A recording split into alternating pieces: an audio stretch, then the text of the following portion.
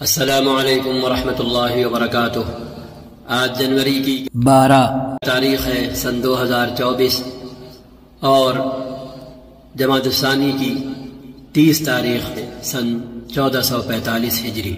آج جمعے کے خطبے میں امام نے ہماری کمائی، خوراک، روزی، رزق، سسٹیننس کو بنیاد بنایا اور عرض کیا موجودہ انسانی تاریخ میں جو وقت گزر رہا ہے یہ انسان کے لیے رزق کو لے کر شدید ترین بحرانی دور ہے۔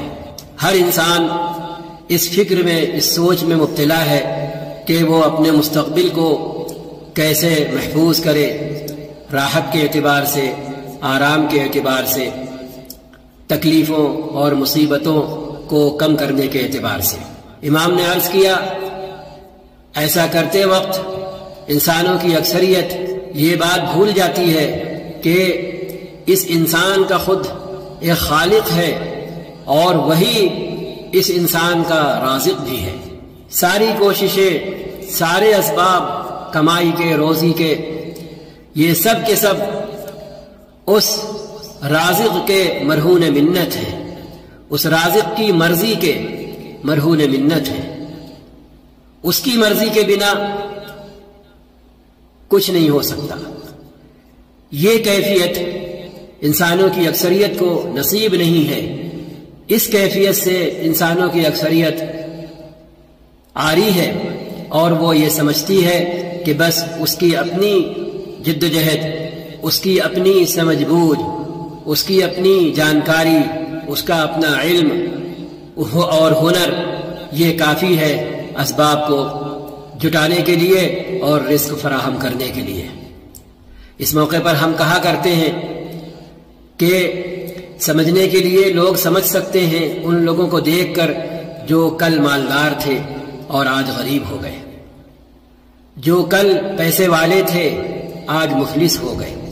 ان سے پوچھے جا کر کل وہ اپنی سمجھ پر، اپنے علم پر، اپنے ہنر پر، اپنی سوجھ بوجھ پر، اپنی کاروباری صلاحیت پر اترا رہے تھے۔ آج وہ تو وہی ہیں، ان کی سمجھ بوجھ بھی وہی ہے، ان کی کاروباری صلاحیت بھی وہی ہے۔ آج وہ جو کچھ اقدامات کر رہے اور فیصلے کر رہے تو آج وہ فیصلے اور وہ اقدامات بے نتیجہ کیوں ہیں؟ یہ سوچے انسان، اور خود وہ انسان بھی سوچے جو کل مالدار تھا، مال میں نہا رہا تھا اور لوگوں کو بھولے ہوئے تھا، اور آج وہ ایسے آسمان کے نیچے کھڑا ہے جہاں سے اس کے اوپر مال کی بارش نہیں ہو رہی، بالکل سوکھا کھڑا ہے۔ وہ سوچے وہ تو وہی ہے، وہ کہاں بدلا؟ اس کی سوچ و فکر کہاں بدلی؟ اس کی صلاحیت کہاں بدلی؟ کچھ تو نہیں بدلا، پھر کیا بدل گیا؟ امام نے اس سلسلے میں بہت مشہور آیت پڑھی سورہ ذاریات کی، وَمَا خَلَقْتُ الْجِنَّ وَالْإِنسَ إِلَّا لِيَعْبُدُونَ۔ ہم نے جناتوں اور انسانوں کو صرف اس لیے پیدا کیا ہے کہ وہ میری بندگی کریں، میری عبادت کریں، میری اطاعت کریں، میرا حکم بجا لائیں، میرا کہنا مانیں اپنی ذات کی حد تک اور اس دنیا کے کاروبار زندگی کی حد تک، میرا کہنا مانیں۔ 24 گھنٹے کی زندگی میرے حکموں کو سامنے رکھ کر گزارے، اسی کا نام عبادت ہے۔ ورنہ نماز بھی اگر بتائے ہوئے طریقوں کے مطابق نہیں ہے تو نماز بھی نماز نہیں ہے۔ ایمان بھی اس طرح ہمارا لایا ہوا نہیں ہے جس طرح لانا چاہیے، تو ہم بھلے خود کو مسلمان اور مومن سمجھتے رہیں، ہم مسلمان اور مومن بھی نہیں ہوں گے۔ ما اريد منهم من رزق وما اريد ان يطعمون۔ اگلی آیت میں اللہ نے فرمایا میں ان سے روزی کموانا نہیں چاہتا ہوں کہ یہ کما کما کر مجھے روزی دیں، مجھے بھریں۔ عجیب بات ہے، جیسے اور مذہبوں میں، خاص کر ہم جہاں رہتے ہیں وہاں آپ دیکھ لیں کہ عبادت گاہیں کیسی پٹی ہوئی ہیں سونے چاندی اور جواہرات سے، انسان بھوکوں مر رہا ہے، لیکن پوجا پاٹ کے دھرم استھل انسانوں کی ضرورت کی چیزوں سے بھرے ہوئے ہیں۔ اب کوئی سوچے خدا کو اس کی کیا ضرورت، خدا تو خود دینے والا ہے، ایشور کو ان چیزوں کی کیا ضرورت، وہ تو خود دینے والا ہے، لیکن انسان اسی کو دیتا ہے اور اپنے جیسے انسانوں کو نظر انداز کرتا ہے۔ اسلام کی تعلیم، ہدایت اس کے بالکل برعکس ہے، بالکل برعکس ہے۔ اللہ نے کبھی نہیں کہا، کہیں نہیں کہا، پورے اسلامی تعلیمات میں کہیں نہیں ہے، لیکن اس کے بعد بھی ہم بھی اسی روش پر ہیں۔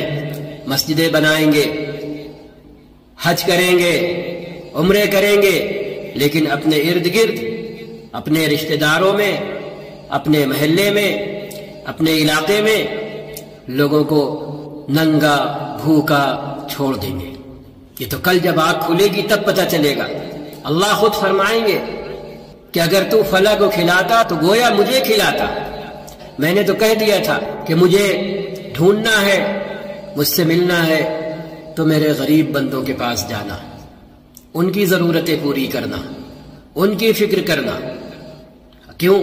تم کو روزی پرندوں اور میرے غریب بندوں کی بدولت ہم دیتے ہیں۔ انسان اپنے مستقبل کو محفوظ کرنے کے لیے جو کچھ بھی کرنا چاہ رہا ہے کرے، لیکن اگر وہ چاہتا ہے حقیقتاً اس کا مستقبل محفوظ ہو، حقیقتاً اس کو رزق تسلسل کے ساتھ ملتا رہے، مہیا رہے، تو اس کا کام ہے کوشش کے ساتھ ساتھ کوشش کا قدم اٹھانے اور بڑھانے سے پہلے اپنے رازق کے آگے سجدہ ریز ہو، اپنے رازق کے آگے ہاتھ اٹھائے، روزی دینے والے کو کبھی فراموش نہ کرے، اس سے مانگے، اس کے آگے گڑ گڑائے، تڑپے مچلے روئے اور اپنی مشکلوں، تکلیفوں، زحمتوں کو دور کرنے کی اس سے دعا کرے۔